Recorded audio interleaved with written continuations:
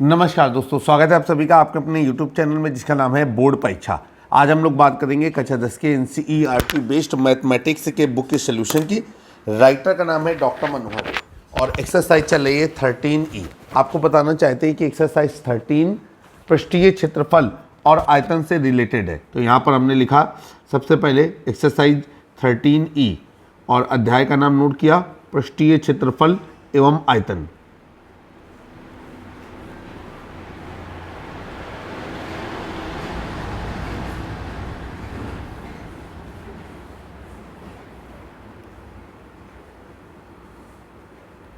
चलिए, अब question number आ गया आपका 19।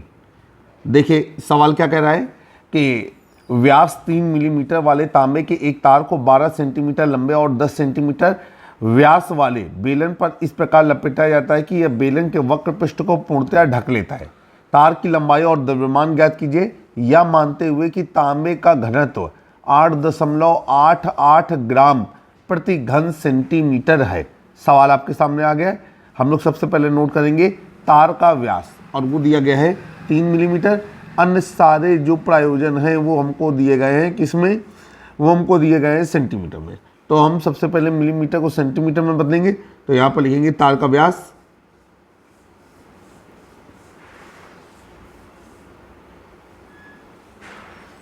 बराबर 3 मिलीमीटर। फार्मूला होता है 1 मिलीमीटर बराबर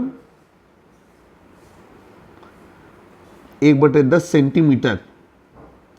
तो जब 3 मिलीमीटर को सेंटीमीटर में बदला तो ये हो गया आपका 3/10 और इकाई लग गई सेंटीमीटर।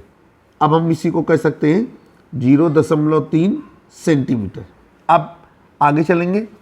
अब देखिए क्या है कि जो तार का है, तो तार का जो व्यास है वो 3 मिलीमीटर। इसका मतलब ये है कि तार एक चक्कर में बेलन के पृष्ठीय क्षेत्रफल की 3 मिलीमीटर मोटाई यानी कि 0.3 सेंटीमीटर स्थान को ढक लेगा। ठीक है। तार की वक्र पृष्ठीय लंबाई, ठीक है, वो कितनी रहेगी, 12 सेंटीमीटर।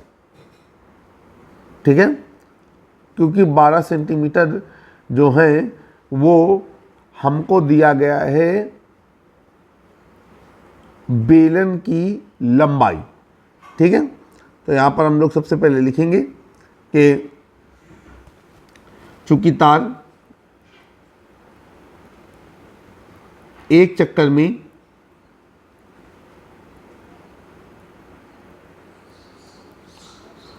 बेलन के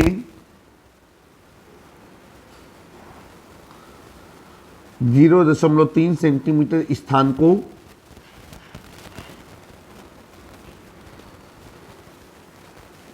ढक लेता है,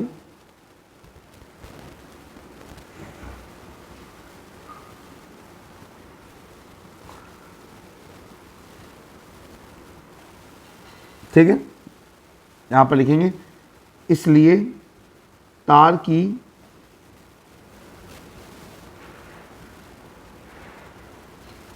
वक्र पृष्ठीय लंबाई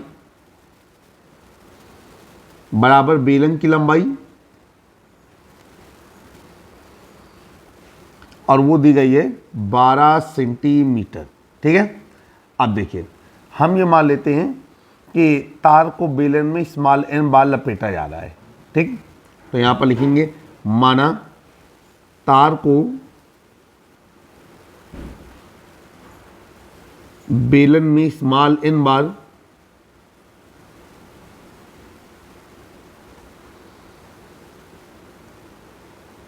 लपेटा जा रहा है,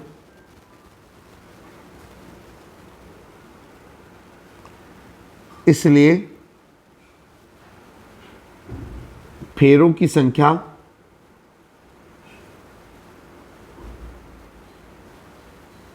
बराबर तार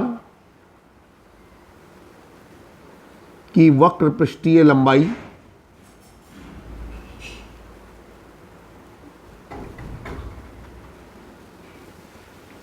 बटे तार का व्यास।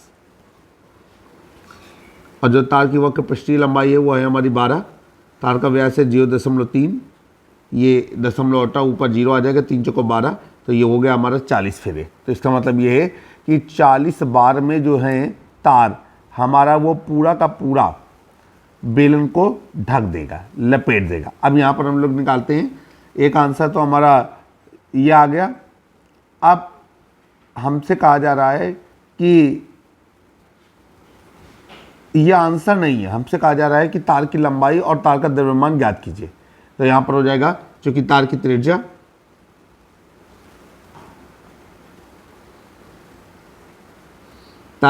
को स्मॉल आर मान लेंगे, ये हो जाएगा हमारा व्यास बटा 2, व्यास है आपका 0.3 बटा 2, ठीक है। अब इकाई क्या लग गई, सेंटीमीटर। और अगर हम देखना चाहें तो हम इसे 3/20 सेंटीमीटर भी लिख सकते हैं। तार का व्यास, ये तो हो गया हमारा तार की त्रिज्या। अब हम लोग बेलन की बात करेंगे, तो बेलन का व्यास नोट करेंगे।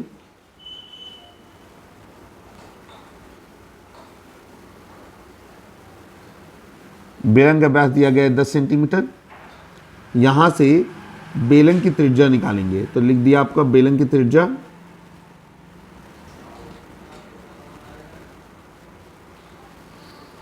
कैपिटल आर बराबर व्यास बटा 2, तो 10/2 बराबर 5 सेंटीमीटर। चलिए अब यहां पर लिखेंगे कि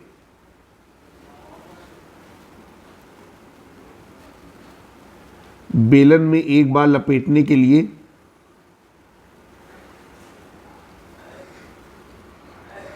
या एक बार फेरा लगाने के लिए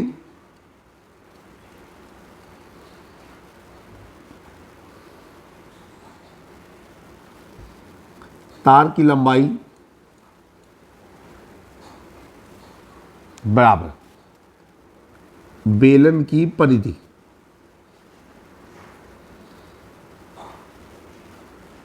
क्योंकि आपको पता है कि परिधि पर ही तो लपेटा जाएगा, वह परिधि का जो एरिया है वही तो हमारे वक्र पृष्ठ में एक फेरे की लंबाई है। और ये हो गया आपका 2 पाई कैपिटल आर। यहाँ पर हो गया आपका 2 पाई कैपिटल आर का मान है 5, और ये फाइनली हो गया आपका 10 पाई, और इकाई क्या लग गई, सेंटीमीटर, ठीक है। आगे चलेंगे, यहाँ पर तार को कितनी बार लपेटा जा रहा है, 40 बार। तो यहाँ पर लिखेंगे कि 40 बार तार का फेरा लपेटने के लिए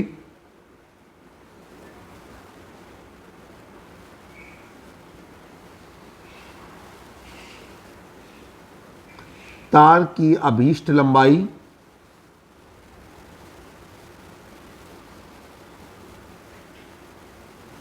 बराबर, अब देखिए तार की अभीष्ट लंबाई क्या हो जाएगी, ये हो जाएगी हमारी 40 गुणे एक फेरे में तार की लंबाई। अब ये हो गया आपका 400 पाई, और इकाई क्या लग गई, सेंटीमीटर, ठीक है। अब यहाँ पर पाई का मान रख देना बेहतर है, पाई का मान 22/7 या 3.14 रख सकते हैं। तो हमने 3.14 रखा, गुणा किया तो ये आ रहा है हमारा 1256, ठीक है। 2 जीरो और आएंगे तो वो दशमलव में खत्म हो जाएंगे, तो ये हो जाएगा 1256, और इकाई क्या लग गई, सेंटीमीटर। तो आपका आंसर आ गया कि बेलन में लपेटने के लिए जो अभीष्ट तार की लंबाई है वो 1256 सेंटीमीटर रहेगी। अब हम क्या करेंगे कि हमको ये बताना है कि तार का द्रव्यमान क्या है। तो द्रव्यमान बराबर होता है, द्रव्यमान बराबर क्या होता है, जैसे घनत्व बराबर आयतन, घनत्व बराबर द्रव्यमान बटे आयतन, घनत्व बराबर द्रव्यमान बटे आयतन।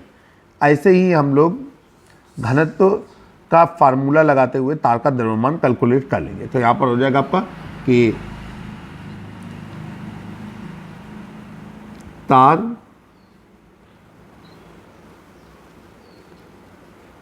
का आयतन, अब आपको मालूम है कि तार भी हमारा बेलनाकार होता है, तो इसका आयतन हो जाएगा पाई, तार की त्रिज्या को स्मॉल आर माना है तो पाई आर स्क्वायर एच। पाई का मान क्या है आपका, ये 22/7, आर का मान 3/20 रख सकते हैं, तो ये हो जाएगा 3/20 का होल स्क्वायर, और एच का मान रहेगा, एच तार की लंबाई हो गई तो वो हो गया हमारा 1256, ठीक। अब हम चाहें तो इनका गुणा करें और चाहें तो ऐसे ही रहने दें। तो ये हो गया आपका 22/7 गुणे 3 3 9 और 20 गुणे 20 400 गुणे 1256 और इकाई क्या लग गई घन सेंटीमीटर। यहाँ पर कैलकुलेशन करके अपना समय व्यर्थ करने से कोई फ़ायदेमंद नहीं रहेगा, इसीलिए हम बिल्कुल फाइनल टच पे ही काम करेंगे। आप देखिए क्या कहा जा रहा है कि आपसे कह रहा है कि एक घन सेंटीमीटर तार का जो घनत्व है वो कितना है, वो है आपका 8.88 ग्राम प्रति घन सेंटीमीटर। ये हमारा जो है तार का जो है वो घनत्व है। तो दो तरीके से हम लिख सकते हैं, तो लिख सकते हैं क्योंकि एक घन सेंटीमीटर तार का घनत्व बराबर 8.88 ग्राम, ठीक है। इसलिए इतना जितना आपके सामने लिखा हुआ है इतने घन सेंटीमीटर तार का घनत्व क्या होगा, या फिर आप फार्मूला लगा दें घनत्व बराबर तार का घनत्व बराबर तार का द्रव्यमान बटे तार का आयतन। यहाँ से भी आप आसानी से काम कर सकते हैं। तो दोनों ही स्थितियाँ आपके सामने खुली हुई हैं। तो हम क्या करेंगे कि हम इसका कैलकुलेशन कर लेते हैं। तो आइए रफ कॉपी पे जाते हैं। कैलकुलेटर का आप इस्तेमाल बिल्कुल भी नहीं करेंगे। ये हो गया आपका 22 गुणे 9 गुणे 1256, ठीक, और इसमें भाग दे देंगे 2800 का। तो ये हमारा आ जाएगा 88.82, सार्थक कर दिया है 88.82 और इकाई लग गई घन सेंटीमीटर। ये हो गया तार का आयतन। अब यहाँ पर लिखेंगे चूंकि एक घन सेंटीमीटर तार का घनत्व, वो तार का द्रव्यमान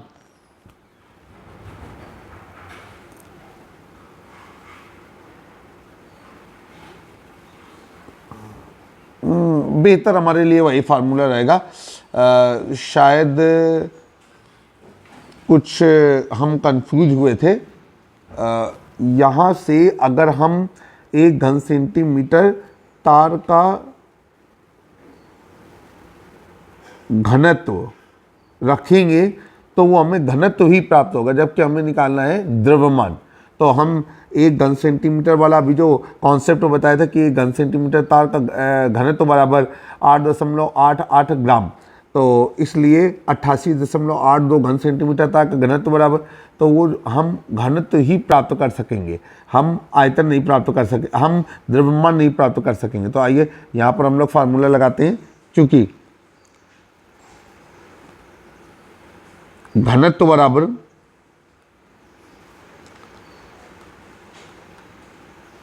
द्रव्यमान बटे आयतन, ठीक है, घनत्व बराबर द्रव्यमान बटे आयतन। अब यहां से हो जाएगा, इसलिए द्रव्यमान बराबर घनत्व गुणे आयतन।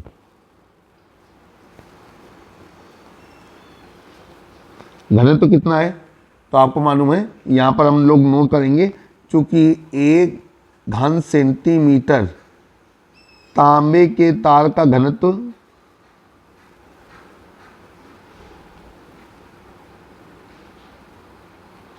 बराबर 8.88 ग्राम,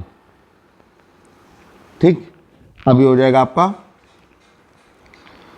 8.88 गुणे 88.82, इन दोनों का गुणा करेंगे। अब हम आगे चलेंगे। जब हम इन दोनों का आपस में गुणा करते हैं तो हमको मिलता है 788.72, ठीक है, और इकाई क्या लग गया ग्राम। और आंसर शीट से हम आंसर देख रहे हैं तो ये हो जाएगा 788 ग्राम और यहाँ पर लग देंगे लगभग। गणित में कहा जाता है कि अगर आप आंसर दशमलव में आ रहा है और आप उसमें लगभग लगा दें तो 1-2 अंक की हेरा फेरी जो है वो मान्य रहती है। तो उम्मीद है कि सवाल आपको समझ में आया होगा और आपने इसे एंजॉय किया होगा। अब क्वेश्चन नंबर 10 आपके सामने आपकी स्क्रीन पर, क्वेश्चन नंबर 10 को सॉल्व करने की कोशिश करेंगे। क्वेश्चन नंबर 10 नहीं, क्वेश्चन नंबर 20 आपकी स्क्रीन पर, इसे सॉल्व करने की कोशिश करेंगे। क्वेश्चन नंबर 20 क्या कहा जा रहा है क्वेश्चन नंबर 20 में कि एक समकोण त्रिभुज जिसकी भुजाएं 3 सेंटीमीटर और 4 सेंटीमीटर है, कर्ण के अतिरिक्त, ठीक है, को उसके कर्ण के पैर तक घुमाया जा रहा है, मतलब ये जो भुजाएं हैं इनमें से कोई कर्ण नहीं है, कर्ण के पैर तक घुमाया जा रहा है। इस प्रकार प्राप्त द्विशंकु के आयतन और पृष्ठीय क्षेत्रफल ज्ञात कीजिए। करें पाई का मान जो भी उपर्युक्त लगे उसे आप प्रयोग करें। बहुत बढ़िया सवाल है। यहाँ पर लिखेंगे समकोण त्रिभुज की भुजाएं या समकोण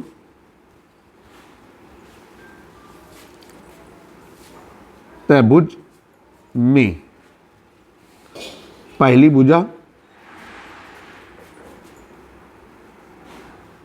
बराबर 3 सेंटीमीटर और दूसरी भुजा ये हमारी 4 सेंटीमीटर। ठीक है, अब देखिए भाई, एक समकोण त्रिभुज आप ABC बना देंगे।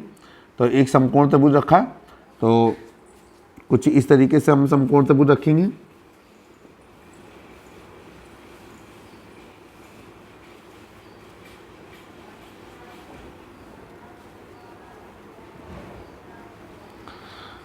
ये हो गया A B C। अब यहां पर हम लिखेंगे समकोण त्रिभुज ABC में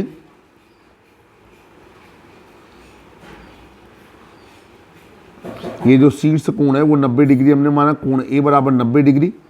इसके बाद आगे चलेंगे AB है हमारा 3 सेंटीमीटर, AC ये हमारा 4 सेंटीमीटर, तो AB हमने कर दिया 3 सेंटीमीटर और AC ये हमने कर दिया 4 सेंटीमीटर।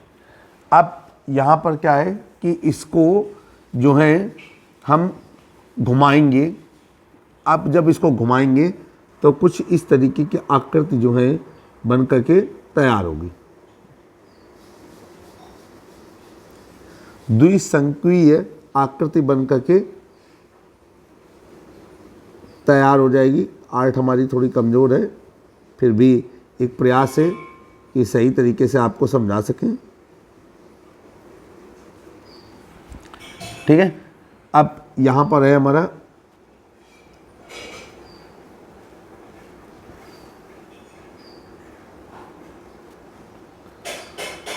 ये O।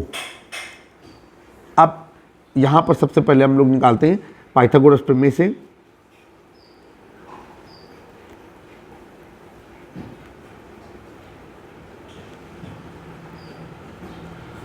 और पाइथागोरस की जो प्रमेय होती है वो होती है कर्ण का वर्ग बराबर लंब का वर्ग धन आधार का वर्ग। कर्ण क्या है हमारा? कर्ण है BC, तो BC बराबर अंडर रूट, लंब और आधार रख दिया, तो ये हो गया आपका 3 का वर्ग धन 4 का वर्ग। 3 का वर्ग हो गया आपका 9, 4 का वर्ग हो गया 16, 16 9 हो गया 25, तो BC का मान हो गया आपका अंडर रूट 25, 25 से हो गया आपका 5 सेंटीमीटर। तो ये हो गया आपका जो समकोण त्रिभुज है उसका कर्ण।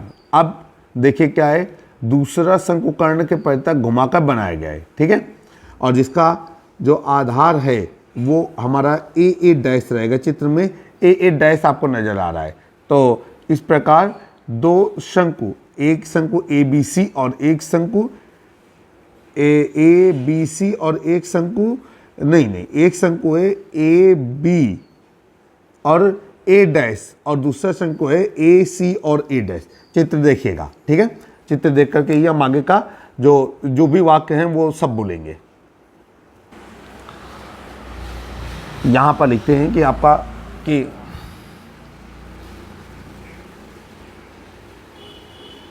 आकृति में समकोण त्रिभुज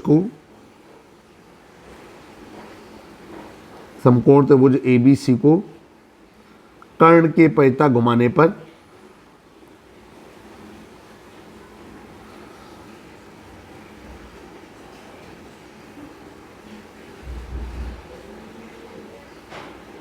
दो शंकु AB डैश व AC A डैश प्राप्त होते हैं। ठीक है, आइए शुरू करते हैं। अब देखिए यहाँ पर हम लिखेंगे कि चित्र पे देखिएगा AD बटे CA बराबर AB बटे CB। ठीक, अब इसलिए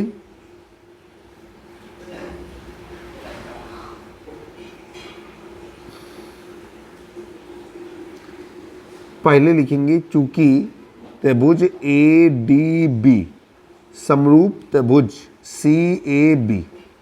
अब इसलिए अब अगर ऐसा है तो संगत भुजाओं का अनुपात क्या होगा, बराबर हो जाएगा, और ये हो जाएगा आपका A D by 4 is equal to 3/5, ठीक है।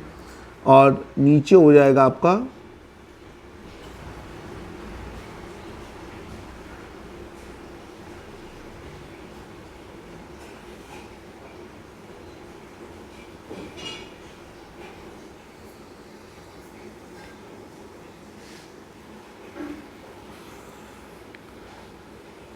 ए डी की जगह पे हमारा ए बी रहेगा।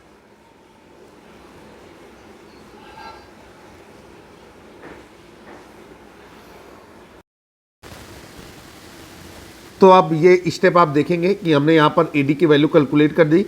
ए डी की जो वैल्यू है वो आ जाएगी 3×4/5 मतलब 12/5। अब इसके बाद हम लोग लगाएंगे डी बी बटे ए बी बराबर ए बी बटे सी बी। सब वहीं से लग रहा है कि दो समरूप त्रिभुजों में संगत भुजाओं का अनुपात जो है वो बराबर रहता है। यहाँ पर हम सारे मान रखेंगे। ए बी का मान 3 है, सी बी का मान 5 है, और यहाँ से डी बी की वैल्यू कैलकुलेट कर ली 9/5, जैसा कि आप स्क्रीन पर देख रहे हैं। इसके बाद हम लोग सी डी निकालेंगे। सी डी जो है वो शंकु ए डैश और सी की ऊंचाई है, तो हम उसको निकालने की कोशिश करते हैं। तो सी डी बराबर हो जाएगा B C minus D B. B C की वैल्यू है 5 और डी बी की वैल्यू है 9/5। अब जब हम इसे हल करने की कोशिश करेंगे तो 25 25 माइनस 9/5, 25 में 9 घट गया तो कितना हो गया आपका 16/5, और इकाई क्या लगा दिया, सेंटीमीटर। अब देखिए भाई, अब यहाँ पर लिखेंगे कि द्विशंकु का आयतन, और ये जो द्विशंकु का आयतन है ये है हमारा 1/3 पाई, ठीक है। और इसके बाद क्या हो जाएगा, देखिए गौर से देखिएगा, यहाँ पर दोनों शंकुओं का एक साथ कंबाइंड आयतन निकालने की कोशिश कर रहे हैं। आप चाहें तो अलग अलग निकाल लें, कोई भी कंफ्यूजन की स्थिति नहीं है। अब यहाँ पर हो जाएगा आपका 1/3 पाई, और इसके बाद हो जाएगा आपका ए बी का स्क्वायर, ठीक है। ए बी का स्क्वायर इंटू डी बी। चित्र पे देखिएगा ए बी, ठीक, ए बी का स्क्वायर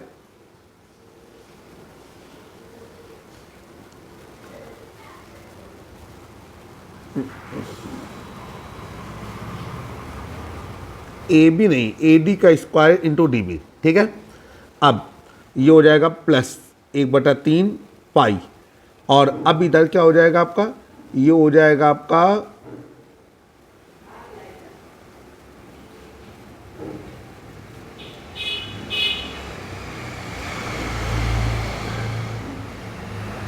ए डी, इसकी भी त्रिज्या ए डी है, तो ये हो जाएगा आपका ए डी का स्क्वायर और गुणे ये हो जाएगा आपका सी डी। अब सारे मान यहाँ पर रखेंगे।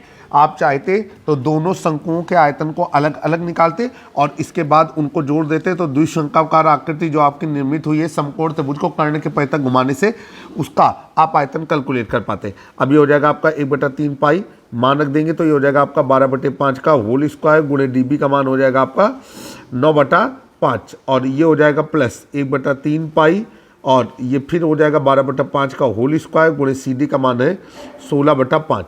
अब फाइनली हमने कॉमन ले लिया 1/3 पाई, और 12 हो जाएगा आपका 144, 55 25, आपका अंदर बचा 9/5 प्लस 16/5। अब ये दोनों जुड़ जाएंगे और ये हो जाएगा आपका 1/3 पाई और 144/25। इसके बाद 16 9 25, 25/5, 25 से 25 कट गया।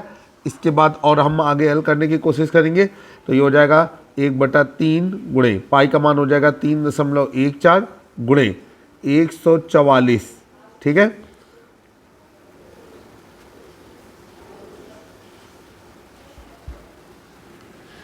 और यहाँ पर आ गया आपका 5। अब जब हम इसे हल करेंगे तो दशमलव में हल करने के बाद उत्तर आ रहा है 3.14 और इकाई क्या लग गई, घन सेंटीमीटर। तो यहाँ पर हम लोग कह सकते हैं कि द्विशंकु का आयतन बराबर शंकु ए बी ए डैश का आयतन प्लस शंकु ए डैश सी का आयतन। चलिए भाई, ये आपका एक उत्तर कैलकुलेट हो गया। अब हम लोग चलेंगे अगले उत्तर की ओर। अगला उत्तर जो है वो क्या रहेगा, है हमारा कि द्विशंकु का पृष्ठीय क्षेत्रफल। तो यहाँ पर लिखेंगे द्विशंकु का पृष्ठीय क्षेत्रफल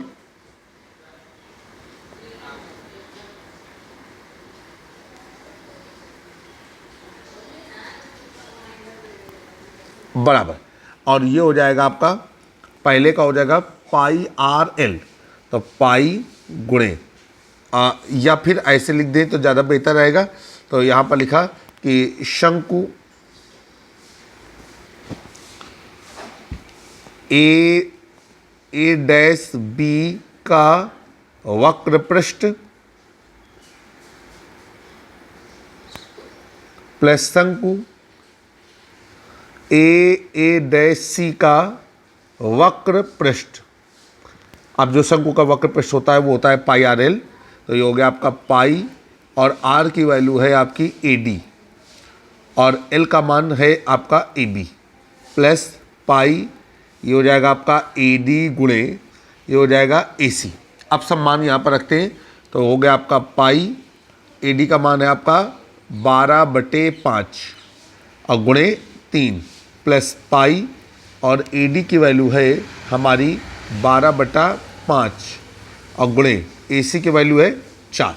अब हम इसे हल करेंगे तो ये हो जाएगा आपका कितना, ये हो जाएगा 36, तो 36 पाई बटा 5 प्लस 12 चौको 48, 48 पाई बटा 5। अब हम इन दोनों को जोड़ेंगे तो 8 6 14 की 4, हाथ से लगा 1, 4 3 7 और 1 8, तो 84 पाई बाई 5। अब यहाँ पर हम सब मान रखते हैं तो कितना हो जाएगा, ये हो जाएगा आपका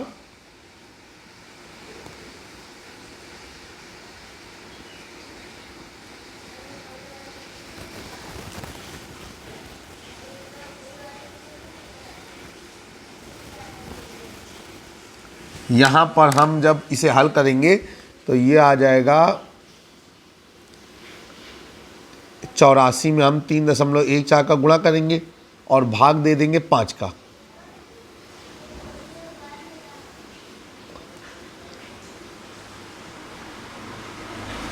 चौरासी में 3.14 का गुणा किया तो ये आ गया 263.76 बटा 5, और जब आपने इसमें 5 का भाग दिया तो आपका उत्तर आ रहा है 52.75 और इकाई क्या लग रही है, वर्ग सेंटीमीटर। तो आपका ये आ रहा है कि द्विशंकु का जो आकृति है उसका वक्र पृष्ठीय क्षेत्रफल इतना है। तो आई होप कि आपको समझ में आया होगा कि किस तरीके से एक समकोण त्रिभुज के को कर्ण के पैंतक घुमाने से जो द्विशंकाकार आकृति बन रही है उसका हम पृष्ठीय क्षेत्रफल और आयतन को कैलकुलेट कर सकते हैं।